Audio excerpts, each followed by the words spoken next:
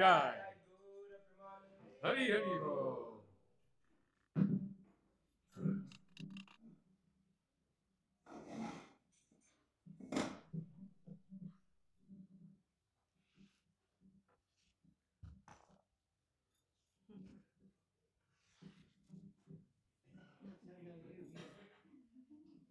Hare Krishna. Hare Krishna. Hare Krishna.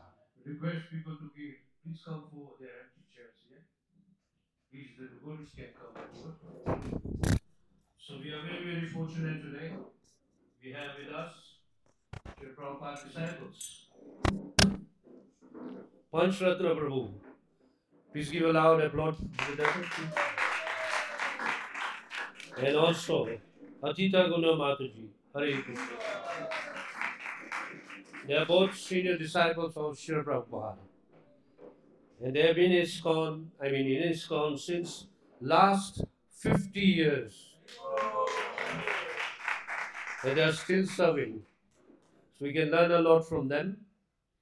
Pancaratna Prabhu is also part of ISKCON Strategic Planning Committee.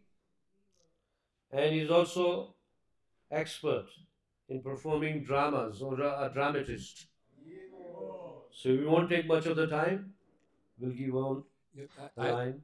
And Hare Krishna. Hare Krishna. I don't know how this turns on. Hare Krishna. Hare Krishna. It's not on. Hare Krishna. Okay. First, our deep apologies. We were confused about the place and the time. I'd heard 7 o'clock, and I went to the temple room thinking that's where the program would be.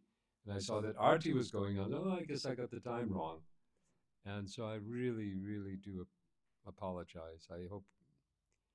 Anyway, you've had kirtan, so that's better than anything, anyways.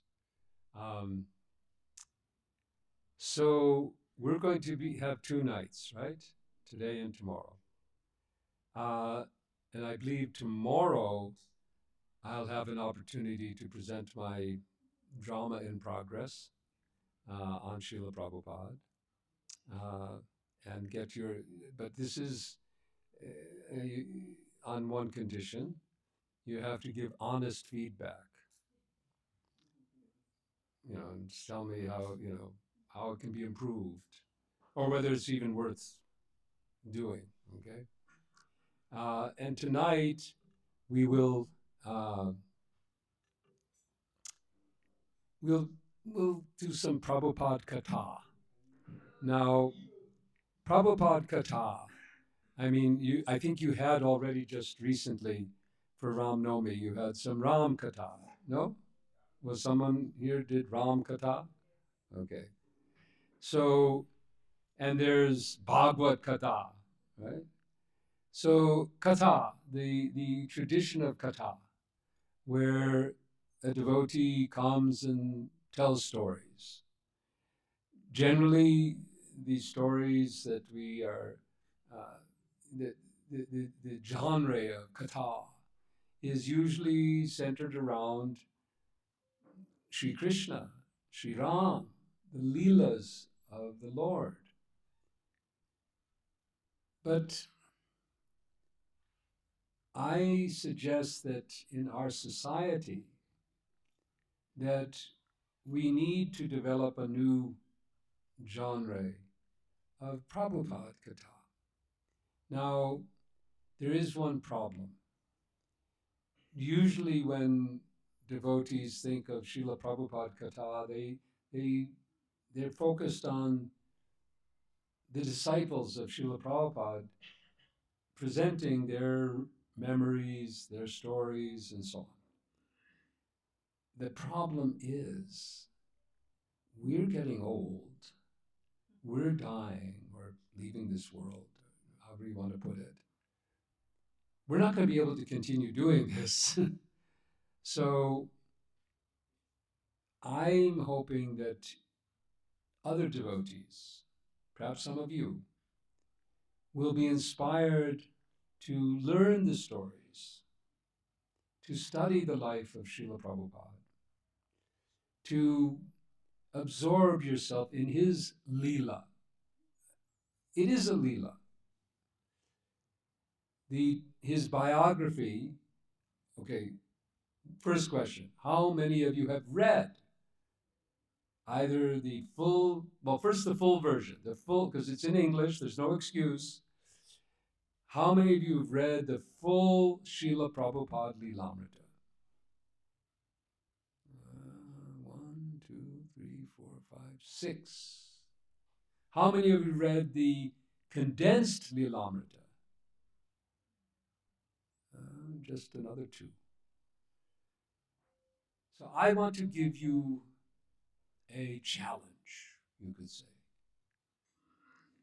We're approaching today, this year is the 60th anniversary of ISKCON. And next year is the 50th anniversary of Srila Prabhupada's Tirabhav. Now, there's a well known saying: he reasons ill who says that Vaishnavas die. When thou art living still in sound, the Vaishnavas, how does it go? Die to live, and living try to spread the holy name around. So, how do we keep Srila Prabhupada? I mean, he is like all of us. He's a jiva. He's eternal. He's spirit. He doesn't die with his body. When his body is put in the ground, he doesn't go with it. you know.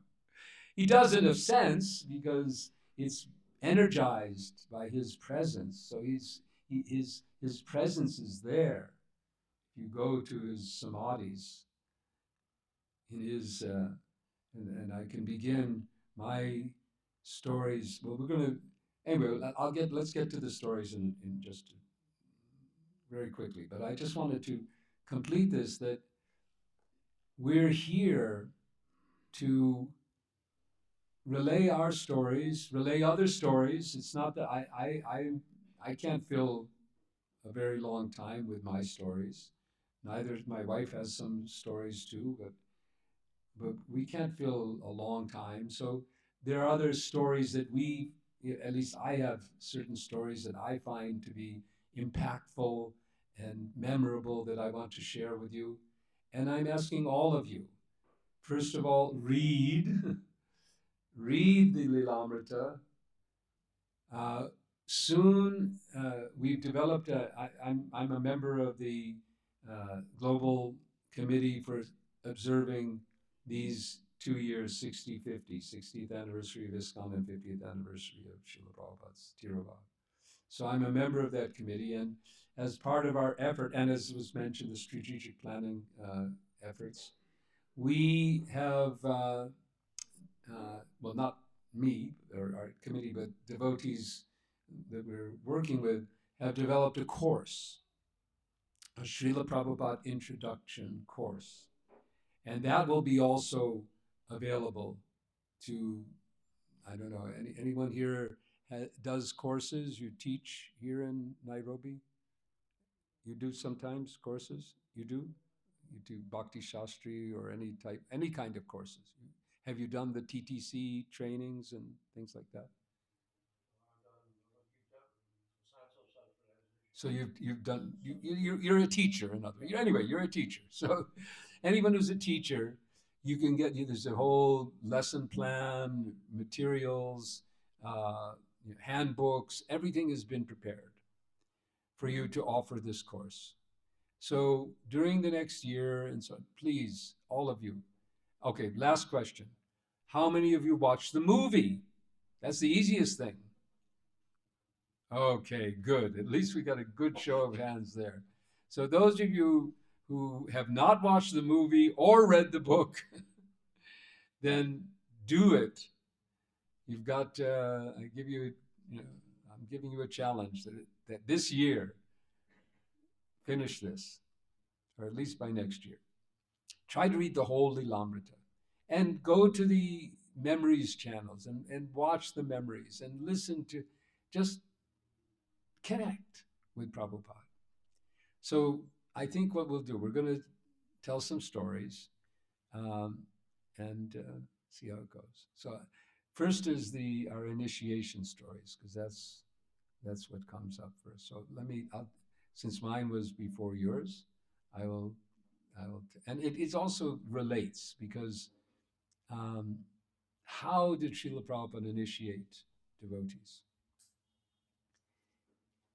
When Srila Prabhupada came to America, and those of you who have read Lilamrita will know some. And by the way, another good companion book to Lilamrita is Mukunda Maharaj's book Miracle on 26 Second Avenue, because that really fleshes out those beginning days, what it was like.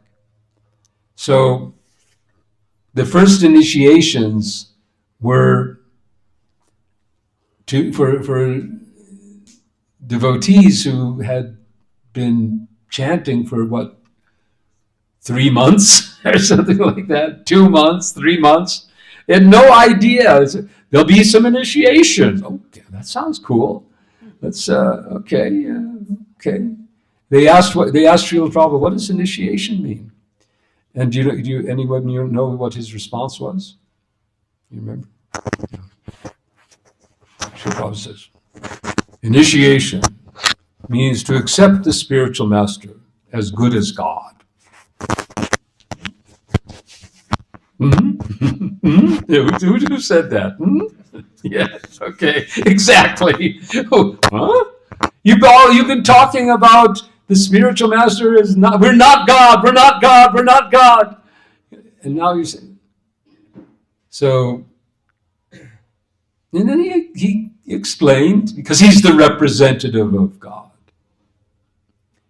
But those were very intimate. Srila Prabhupada would select the names himself, and he began by choosing names that matched the first initial. So Michael Grant became Mukunda, right? And who else was there in that first one? Uh, she wasn't in the first. The first initiation. So his they got married later, but Jan became Janaki. Um, uh, who else was there? Ray became Ray Rama, like this. So this was what was going on. But then it started growing. And so by 1971, which is when I was initiated, first of all, Srila Prabhupada had stopped initiating for about 6 months. Now, we could spend the whole evening talking about what happened in 1970, in the period of time between June, July, and September of 1970, because it was the first crisis in our movement. Now, if you think that there's crises in our movement today, which there are difficulties, I should say. There were difficulties from the beginning, different things that happened internally. There's also the external, but there was internal. So there was an internal crisis, such a problem that Srila Prabhupada wanted to just, he told Tamal Krishna, I need to go somewhere. And he went to Japan, and then he went to India. And in the meanwhile, all the issues that were centered around how Srila Prabhupada was being understood. And we could get into that, but I won't do it right now. It'd take too long. But it all got sort of, and we matured as devotees in understanding who Srila Prabhupada is. So now Prabhupada's come back, but there's so many, because also the other aspect in those days was that generally speaking, we really wanted to be personally initiated by Prabhupada. We wanted to sit there, and he, chanted on our beads, and that was he did some initiation by letter during that period, but mostly it was personal. And so there was hundreds by this time, hundreds of devotees waiting for initiation. So he first began initiating in Los Angeles, and then in Boston, and now he's come to New York City. And devotees from all over that area have come. So he's personally initiating, but one of the aspects he's now delegated, which is the choosing of names. So he delegates the choosing of names to Pradumya, who is his Sanskrit secretary, helping him with the Sanskrit editor. So it was our turn. I came with the devotees from Washington, and I ended up moving into New York, but at the time I was in the DC temple. And for some reason, Pradumya thought to do number names. So there were all these number names. There was Dasharath and Ashtarath and Saptarath. And then my turn came, and Prabhupada said, "Your name is Pancaratna Das." And the Das was, and I have to say that, I know about that because I've listened to the tape where anyway, then he just said 5 jewels. Now, even to this day, I don't really know what those 5 jewels are supposed to mean. Later on, I went to Pradumya and asked him, what does this name mean? And he said, some king. So just another little bit about the initiation, and then I'll ask you to tell your story of initiation. There was one other devotee initiated then, and this was a nice little story. She's still a good friend of ours. So she came up, and as I said, Srila Prabhupada was not choosing the names himself. So when he picked up, the system was that we gave our beads. Now, that was another interesting thing, is that we didn't have supplies of Tulsi beads and so on. So the first thing that I had to do for initiation was I had to go to the bead store, and I had to buy wooden beads. I bought little white beads. Sorry, I didn't follow my own instructions here. And turn my phone on silent. So I bought white beads and strung my beads and so on. So Prabhupada's microphone stand had all these beads on the stand, and each one had a name on it, the legal name and the name that Pradumya had picked out, right? So Emily was called, and Prabhupada takes the beads and he looks, your name is, and there's like an expression, Mahamaya Dasi. And the whole, just like you, everyone laughed. And I didn't observe, but I think she's a friend of ours. And I can imagine that her face turned red. And then Prabhupada said, yes, Mahamaya is also a servant of Krishna. And everyone was very happy. And she's a wonderful devotee. So that was our initiations. And you have a very interesting initiation story that begins from New Zealand, right? Yeah. You hold it up close. I think you have to. Haribol. Is it on? It's not on. It's not on. Let's see here. Okay. So in You have to hold it right up to your. so in No, it's still 1970, not on. Here, take this one. Haribol. Oh, better. Yeah. In 1976, I happened to be in New Zealand. I was from Australia, but I like to travel, and I was in New Zealand, and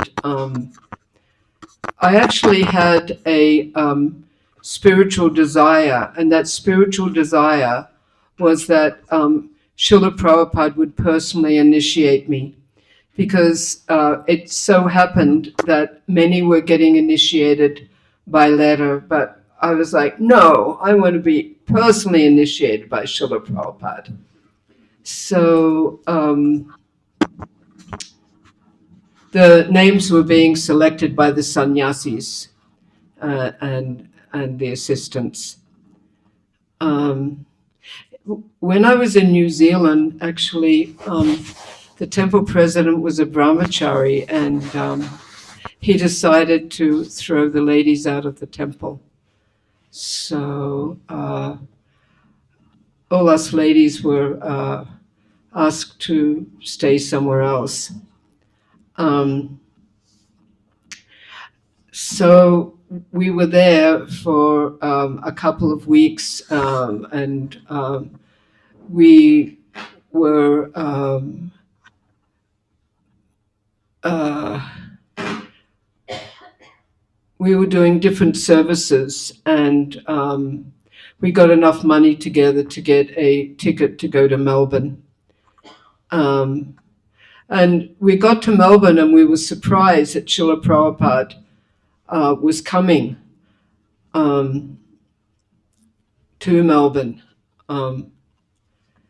because he wasn't really traveling so much at that time, but he decided that he wanted to come to Melbourne. Someone suggested that I instead of going to the airport, I stay back and make sandalwood paste for Srila Prabhupada, because that was like considered better to stay back and do service rather than go and see Srila Prabhupada. But I said to the person that that told me to stay back and do the sandalwood paste, if it's so wonderful, why don't you stay back and do the sandalwood paste? So what happened is we all got into a car and went to the airport.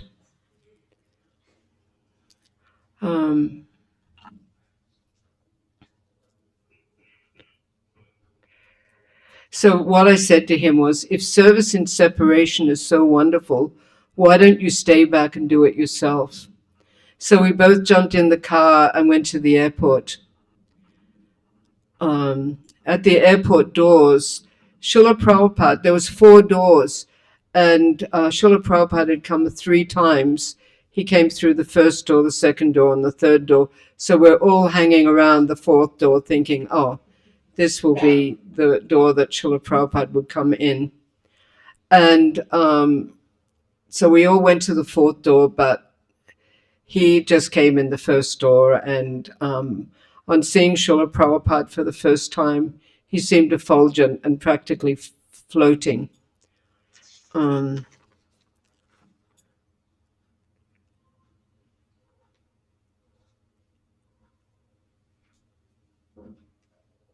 The first impression I had of Srila Prabhupada was that he was incredibly effulgent. And anyway, the next day was initiations.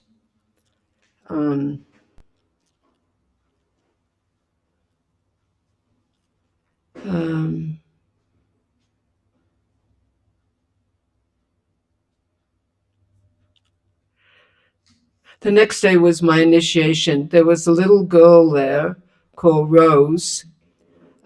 We went up to see Srila Prabhupada together. She was only about 4 years old, and she took a liking to me. And when I went up to see Srila Prabhupada to get initiated, she grabbed my hand and went up with me. We both paid obeisances to Srila Prabhupada, and the little girl said, does that mean I'm initiated now? And then Srila Prabhupada gave her a rose. So my name was Bhaktin Louise, and and then Srila Prabhupada said, I really wanted to get personally initiated by Srila Prabhupada. And then Srila Prabhupada said, okay, your name is Anita. And then he said, no, it isn't. Anita means without a path. And we Vaishnavas have a path. So I'm not going to call you that. I'm going to call you Atita Guna. And that was the fulfillment of my desire. Okay. What is our time? We have to till 8:15. Okay. Yeah, I know we did. Sorry about that. That's my fault. So after my initiation. Okay, so you were initiated in 1976. I was initiated in 71.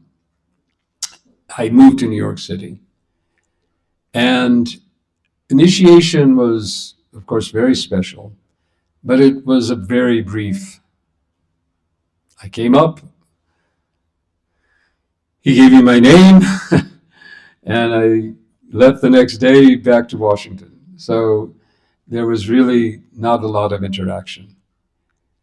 But the first time that I actually got to have some personal interaction was in 1972, when he came back to New York City. And this time, I really did get an experience.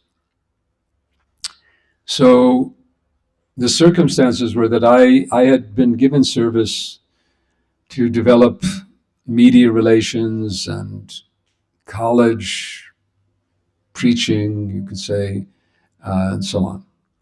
And I had this idea to try to develop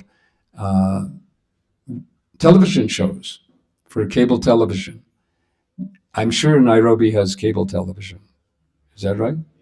How many channels? 200 something channels, right? Many. But cable television was a new thing in America in 1972.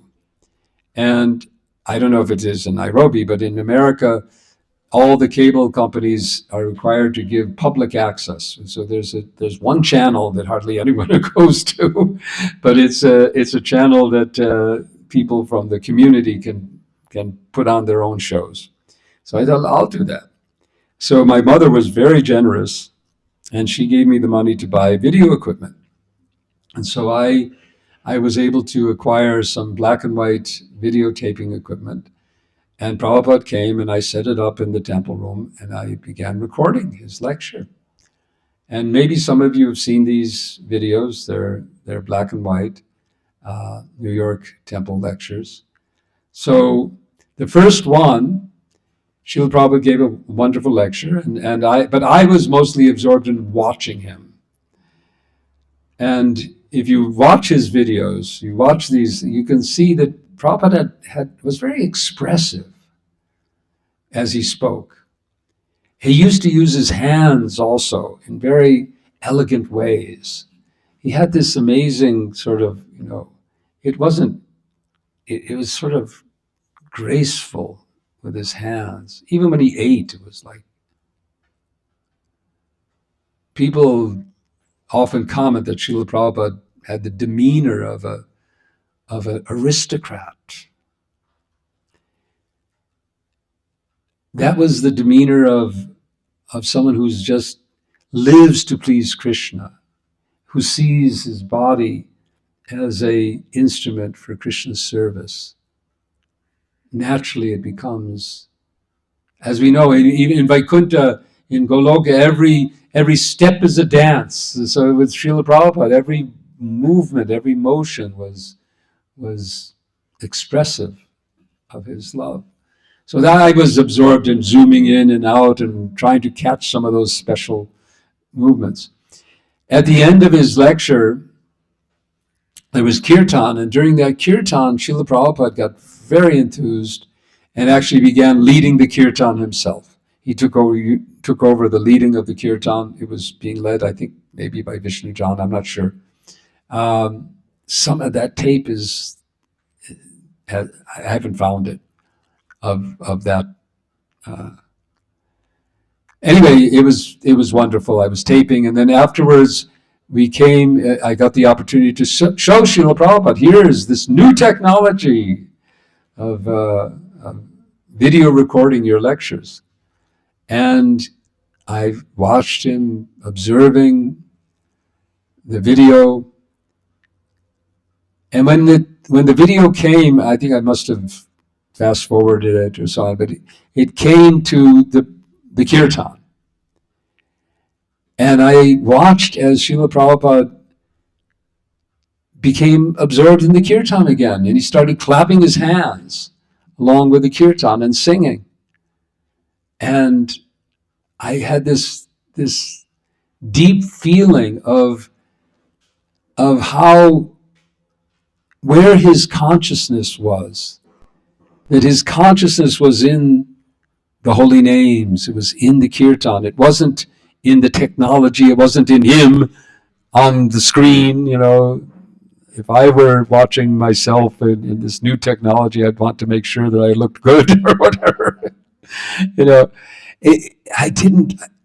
I mean, this is the impression that I got of someone without ego, false ego, with with real love of the holy name of Krishna. So you had some experience with Srila Prabhupada in the morning walk. Do you want to talk about that?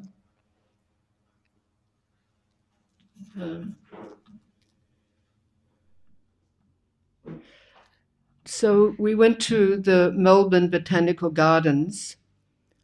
All the ladies were walking behind, and the girls were picking up the leaves that Srila Prabhupada walked on, and they would keep them with them. But there was one girl who was a little bit of a rebel. She grabbed my hand and said, "Let's go and walk in front with Srila Prabhupada." Then Srila Prabhupada stopped and he took some leaves from a tree and crushed them and smelled them and asked, "What kind of tree was that?" And it was a botanical garden, so there was labels on everything. And it happened to be a camphor tree. And Srila Prabhupada said, "Oh, that's Radharani's favorite fragrance." Then a devotee asked Srila Prabhupada about anxiety. What was the meaning of Vaikuntha? It means without anxiety. But Srila Prabhupada said, if you're not in anxiety, you're a dead body. You have a choice, material or spiritual.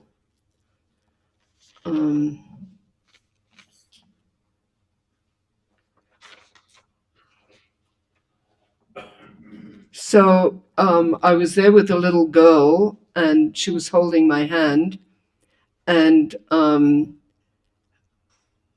she came, and then the next day when we were getting initiated, she went up to Srila Prabhupada and said, "Does that mean I'm initiated now?" And anyway, Srila Prabhupada gave her a rose and said, "Your name is Rose." And my name was Bhaktin Louise, and the Prabhupada's secretaries picked out names, and the name that they picked out for me was Anita. And Srila Prabhupada said, "No, your name can't be Anita. Anita means without a path. So I'm going to give you a name myself, and that's Atita Guna." And that really fulfilled my desire because he personally initiated me.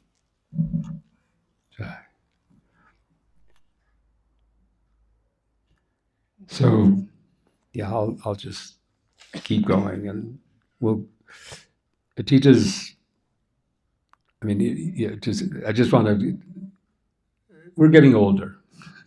Our memories are a little weaker now, and when we got married, the issue of age wasn't there so much. But I am actually a little younger than my wife, and so my memory is still a little sharper. so, so I'm trying to help her with her memory. So please excuse us. And that's one of the other problems, with Prabhupada Katha. If you rely on our memories, they're going to go. Not only, our bodies are going to go, and our memories are going too. So you have to take over. You all have to take over. And so one way to take over is to learn leelas that strike you. So I want to move now into not my own memories, but memories of others. Memories of others that to me are really meaningful. And this is something that I'm hoping all of you can do, is that you listen, you listen to the memories of his disciples. You find those memories that sort of resonate with you. And this is a memory that I don't know how many of you will resonate with this, but I do. And I'm going to tell you this story. It's Shrutakirti's story. And when you listen to Prabhupada's memories, the Prabhupada memories, you'll find that there are different reactions. Prabhupada elicited different kinds of reactions in different devotees. Some devotees, they actually could see, they had such a special way or a relationship. They saw Srila Prabhupada in a certain way, and others saw perhaps in a more practical way.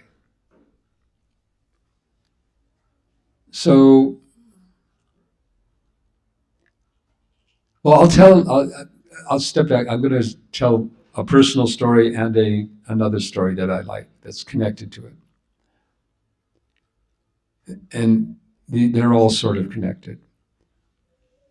Srila Prabhupada's feet is a common topic.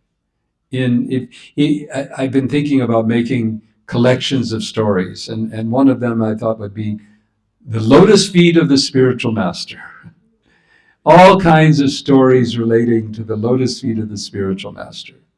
For example, one of them would be my godbrother Javi, who was selected to offer Srila Prabhupada to wash his feet when he came to Venezuela, right? Now, this was Prabhupada's one and only visit to Venezuela. This was Javi Prabhu's one and only time with Srila Prabhupada. And the Venezuelan devotees hadn't traveled much, and anyway, no one told him how to do this. So he just thought, well, okay. And he got the paraphernalia, he's got the yogurt and the ghee and the honey and so on. And he's bathing Prabhupada's feet, but he doesn't bathe, he also massages. He takes the honey and just moves it around, and the yogurt and the ghee, and he's massaging. Anyway, that was I'd have to go back and listen to the story to see more about it. And others recollect, you, Tita Guna, you tell about how you want to tell about how you caught hold of Prabhupada's feet at the airport? Let's talk about that. Just briefly. Actually, it wasn't at the airport. It was it was at the temple. I decided that one desire I had that was very, very prominent was I wanted to touch Srila Prabhupada's feet, and I just didn't know how to do it. So when Srila Prabhupada was leaving for the airport, there we were in the airport, and so I gave a flower to Srila Prabhupada, and then I bent down and I grabbed his feet, and I thought I'm never ever letting his feet go. So I grabbed hold of them, and then I realized at the end he had to go and catch a plane. So I better let them go. But in my heart, I am always catching hold of Srila Prabhupada's feet. So one time, right? Just one time. Because that was another thing, we were all told, don't crowd around Prabhupada and grab his feet. I'm sure some of you have seen that with sannyasis and, the people come around, they all want to grab. So he was protected a bit. So I also, it was circumstantial in that Prabhupada was in Mayapur. He was returning from his morning walk that day. I didn't go, and so as he was coming, I was paying my obeisances, and as I was, he just came and he was right there, and I saw his feet, and I touched. And then I looked up, and he was looking at me, and I have to be honest. There's not many vivid memories. Most of my memories are memories of memories. They're memories of things that I've talked about. I wrote down, or I actually, when they were doing the Lilamrita, I was interviewed, and I got a copy of that. So I remember remembering things. But this is in my head, a look, and the look was like, okay, what now? And that mood, Srila Prabhupada had a very known, we listened this morning. This morning Prabhupada was speaking to Tamal Krishna Maharaj and Krishna Maharaj, and you said, no nonsense mood. He was simultaneously filled with the highest sentiment and not sentimental when it came to himself, really. So another story, not mine, but someone else's, that relates to this, and as I said, is impactful. I'm telling you the stories that are impactful for me, and I'm hoping that you will find those stories that impact you. So this was in Vrindavan, and Srila Prabhupada would go on his morning walk, and there was one devotee there, Vishal. I think he tells his story, or somebody tells it about him, I'm not sure. So Vishal was a very garrulous character. He loved to use flowery language, and he wanted to praise and glorify Prabhupada. So he would wait till Prabhupada was coming back, because he was not one of we called them the big guns. That was a strange name, but anyway, he was not one of the senior sannyasis or anything. So he used to wait when Prabhupada was coming, but he would stop and he would offer some flower or something. He'd begin to recite some verses, and you're the captain of the ship that crosses something like he. And this day, it had been raining. And Srila Prabhupada, there was like a puddle or some water, mess in the path. And Prabhupada turned to him and said, "Do something practical and clean this up." And there was another instance where the devotees were discussing some issue, there was some problem, and Srila Prabhupada was asking the devotees for their advice, how should we deal with this, and so on.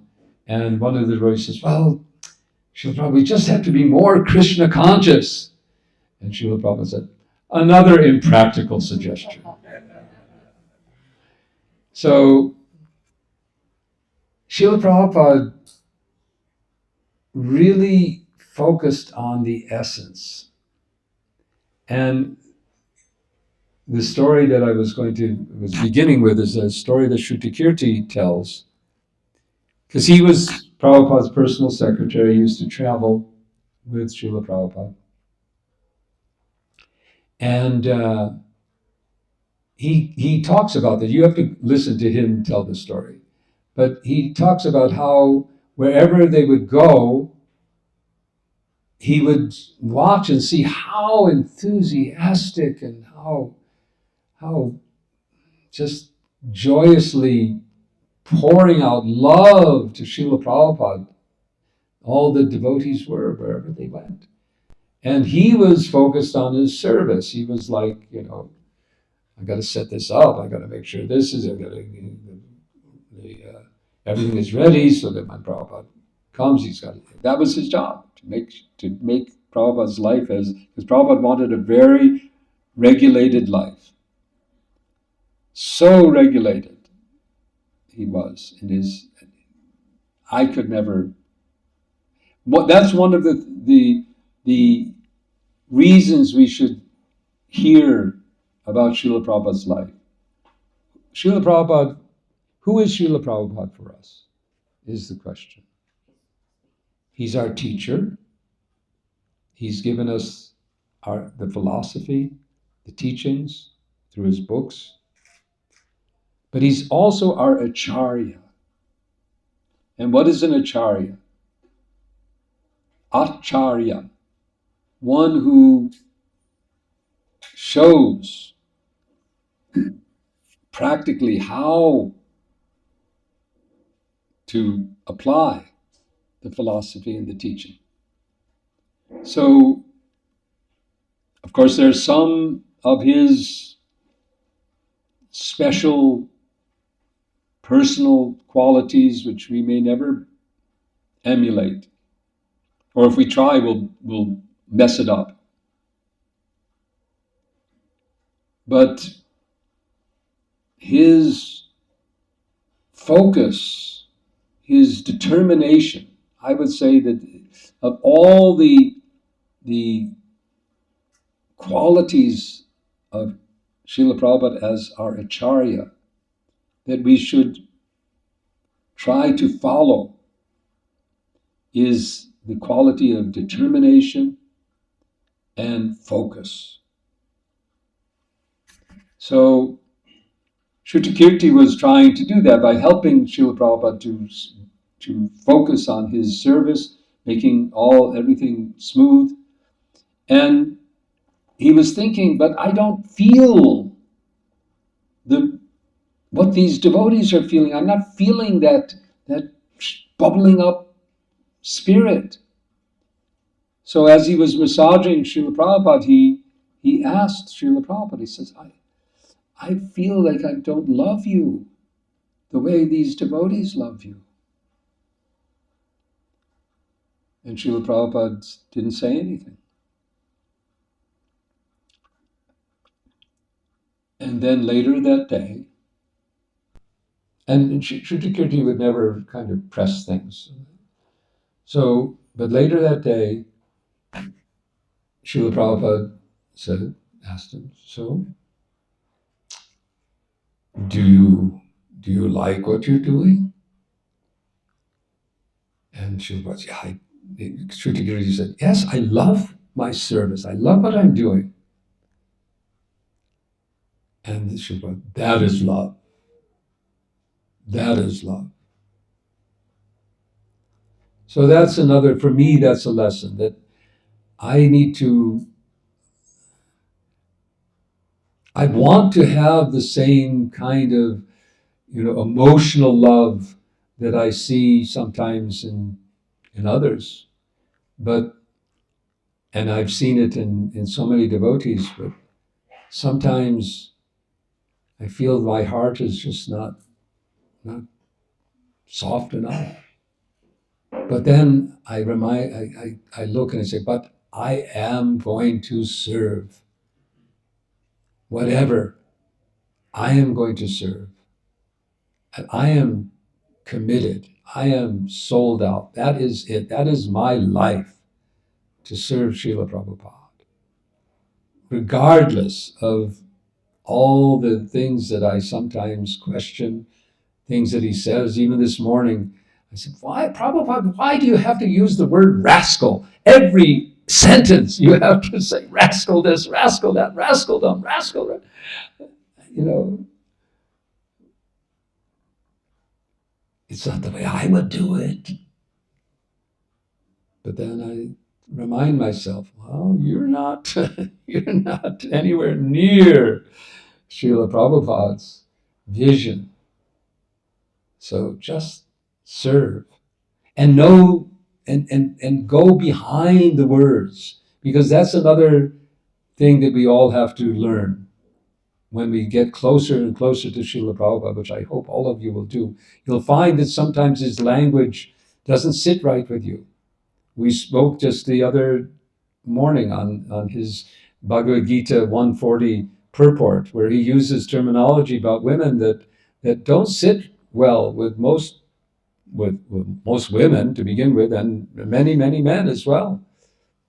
And we have to go deeper, and we have to know more about how he actually felt and acted, in order to understand when he calls a rascal, it's because he's drawing attention to something.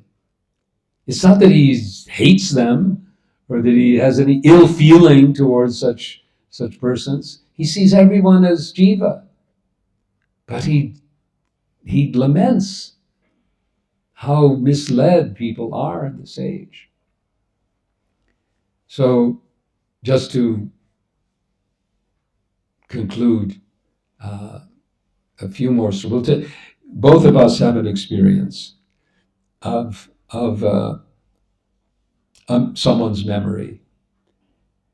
I often in these sessions I like to focus on memories about Srila Prabhupada's, like my memory that I shared with you about his attachment to kirtan.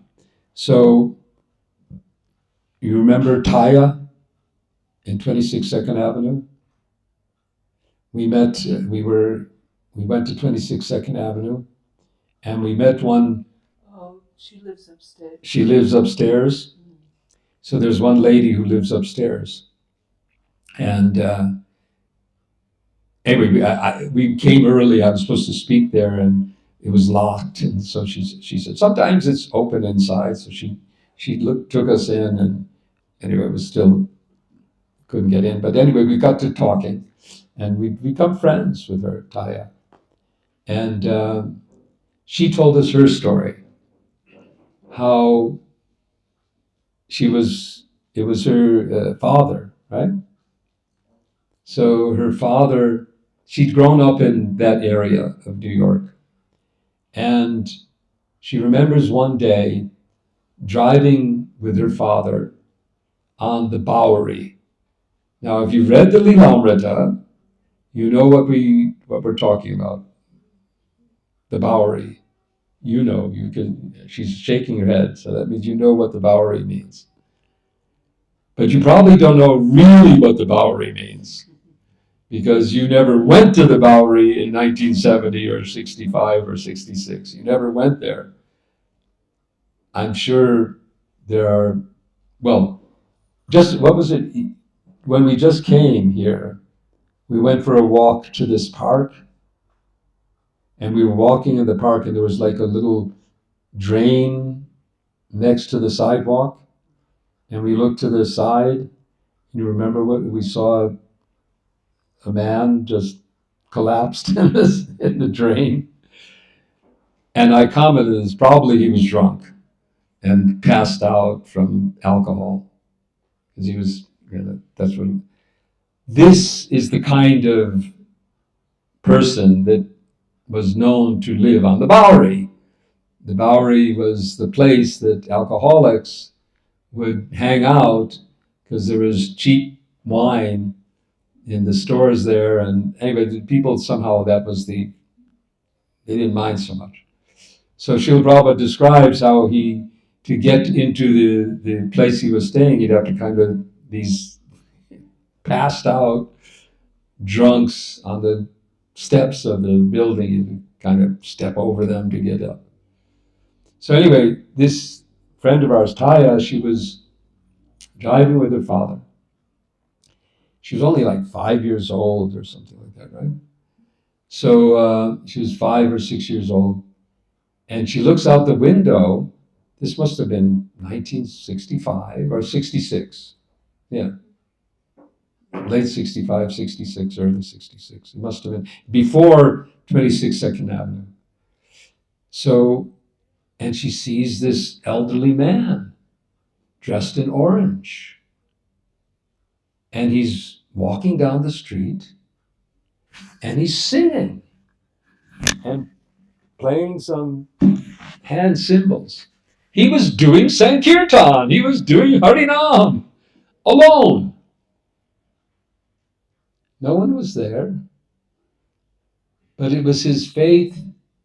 And by the way, she kind of caught his attention, and he turned and smiled at her. And she remembers that. And she now lives in 26 Second Avenue, and she comes to kirtans and so on. That's another aspect that you'll hear when you dive deeper into the memories of Srila Prabhupada, how powerful his presence was and how it affected people. Even a moment, that we say that, a moment's association with a pure devotee can transform. So she was. So that power of the holy name, Prabhupada's faith in the holy name, his determination to give Harinam to the world was founded on his own personal conviction. He says this at the end of his poem that he wrote on the Jaladuta. He says, and the Bengali I kind of remember, it says, in the previous stanza, he says, you've named me as Bhakti Vedanta. Now you can fulfill the real purport of this name. And then he ends, Bhakti Nai, Veda Nai, Nam Kub Daro. Says, he's speaking very humbly, I have no bhakti, I have no knowledge, but Nam Kub Doro, I have firm faith in your holy name. So that firm faith is expressed again and again through his life, and that is our Acharya. And that is who we follow. Before ending, I want to, we'll have more time tomorrow, and I'm going to present my little, anyway, you'll see. I did it now twice in Mombasa, and I think it was, were you there, Govinda? So is it okay? Is it good enough? All right. He says it's okay. All right. So we'll see if you like it. It's not really scripted. It's all kind of, so what you saw will be different from what I do tomorrow. But before I end, I want to talk a little bit about ISKCON, because that's also one of my services as part of the strategic planning group, and also part of the 6050. We are trying to relaunch, you could say, or make a fresh campaign for something called ISKCON Connection. How anyone here is already registered with ISKCON Connection? Raise your hand. Just go into prayer, because I put you in, probably. So ISKCON Connection, first of all, let me ask another question. How many of you here are members of ISKCON? Raise your hand if you're a member of ISKCON. Okay, good. Now raise your hand if you don't know what it means to be a member of ISKCON. Okay.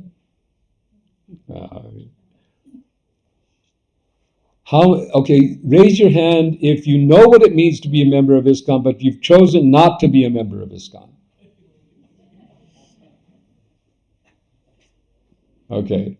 So you have to fit into one of those three categories. Either you are a member of ISKCON, you don't know what it means to be a member of ISKCON, or you know what it means to be a member of ISKCON, but you choose, nah, that's not me. So I'm going to assume that if you're sitting in this room right now listening to me talk about Srila Prabhupada, you probably are actually members of ISKCON, even if you don't know it. Because being a member of ISKCON is just that. You're a follower of Prabhupada. That's what it means to be a member of ISKCON. There's a few other things. The main one being that you have to want to be a member of ISKCON, because that's the category I mentioned, that you know what it means to be a member of ISKCON, but you don't want to. You find some problems or issues, this society, too many politics, or this or that, or whatever. And you say, no, I want to, let me be outside. I'll come to the temple, I'll do this or that, but don't call me a member of ISKCON. Then I have to, I don't know what I have to do. I've got to stand up for it or something like that. It's that's right in my situation right now. When I say, "Are you an American?" I say, "Okay." Can't really stand up for everything the American stands for right now. But the fact is, yes, I physically, citizen-wise, I can't deny it. But to be a member of ISKCON is very simple. You want to be a member, you want to be a part of it. There's actually the GBC, the Constitution of ISKCON, defines a member of ISKCON as simply anyone who agrees with it's put in the form of a statement. And the statement goes that I wish to be counted, counting is another part of it. I wish to be counted as a member of the spiritual family of the International Society for Krishna Consciousness. And I will practically support its mission. That's another part of being a member of ISKCON. That's another reason why somebody may say, I don't want to be a member because they're going to ask me to do something, service, or, So you want to, I will practically support its mission. And then the real core, I accept the teachings of Krishna as presented by His Divine Grace A.C. Bhaktivedanta Swami Prabhupada. So those are the three things. I want to be a member, I'll do something for the mission, and I accept the authority of Srila Prabhupada. It doesn't mean that you're doing everything. All the sadhana and even the regulative principles, those may come later in your life or whenever. But at least you accept the validity that this is Krishna's teaching. Whether you can follow it or not. Krishna himself says in the Gita, if you can do this is the best, you do this. But if you can't do this, do this. If you can't do this, do this. If you can't do this, you do this. So he gives room for everyone.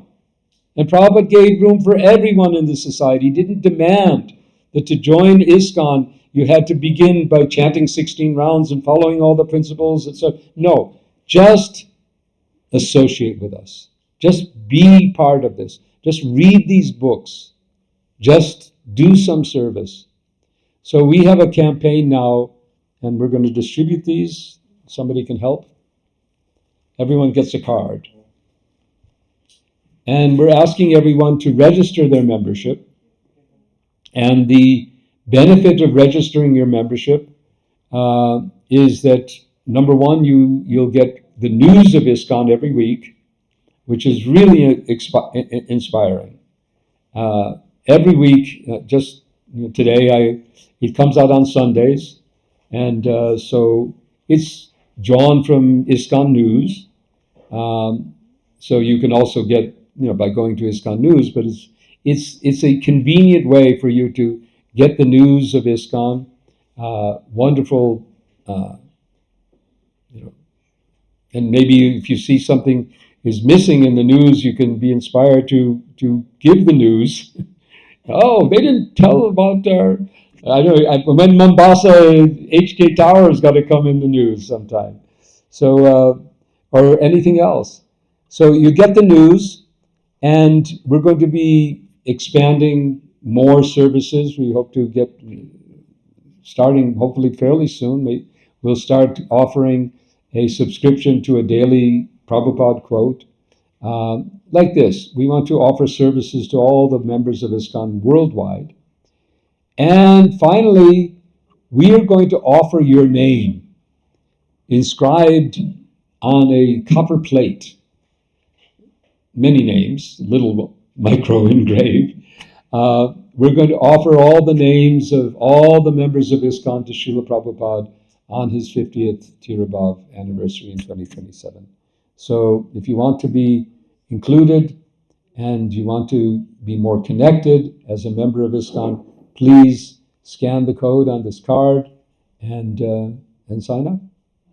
So I took up all the time. It's 8:30. But we have another program tomorrow, and that it's here. I know now the time, the place is right here. I'll be on time, and we hope to see you at that time. Thank you. Hare Krishna. Jai Srila Prabhupada ki jai. Let's have a big round of applause for Prabhu. So we heard the glories of His Divine Grace A.C. Bhaktivedanta Swami Srila Prabhupada from his own disciples, very exalted disciples when they were speaking, His Grace Pancaratna Prabhu and Atita Guna Mataji.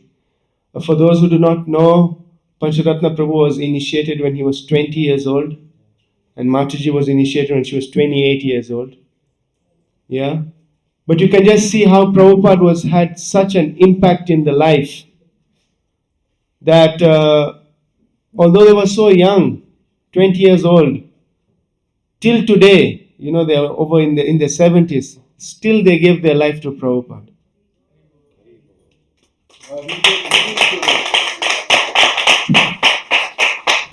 We didn't give our life. He grabbed our life. He took our life. Didn't give us any hope for anything else. He just overwhelmed us and said, this is the reality. So that's what's happened. So in many spiritual organizations we hear about great people, great teachers. Like in Christianity we hear about Jesus. In Islam we hear about Muhammad. But imagine meeting somebody who met Jesus Christ, or meeting somebody who met Muhammad. So these personalities here, they actually met Srila Prabhupada, who is the founder Acharya.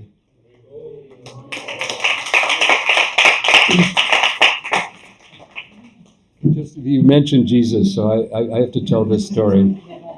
I could tell more about Jesus, but this is on the 50th anniversary of ISKCON. Harvard University hosted a symposium on ISKCON, and a very renowned professor of religion, Thomas Hopkins, he gave, I think it was the keynote address.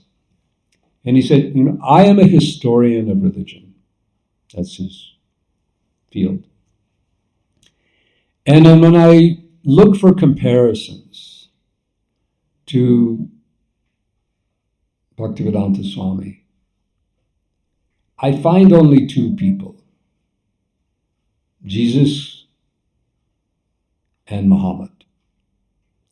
But then Jesus, he preached in his own land, in his own language, with friends to support him.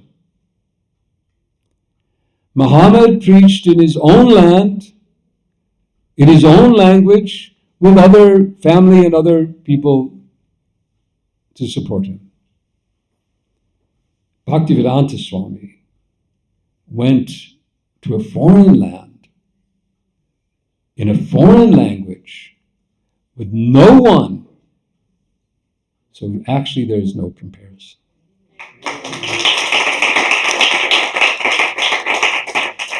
And just on your last point, the fact that Tita Guna and I were able, by the mercy of the Supreme Lord, to be in the physical presence of Srila Prabhupada, or even there are other disciples who were never in the physical presence, but were on the planet even, when Srila Prabhupada was physically present.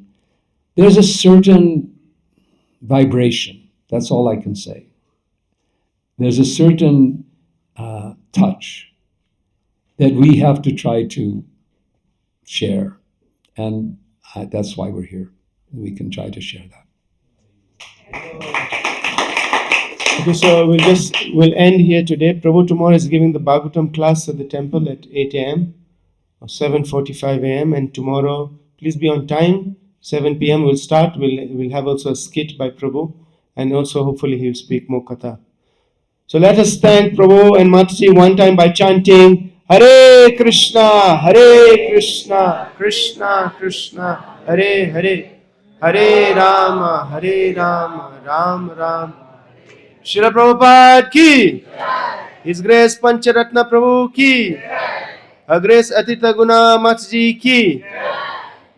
When Mataji was speaking, I have to say this.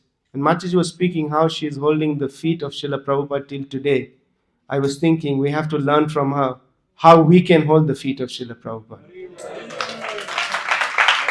Okay, we stop here. Hare Krishna.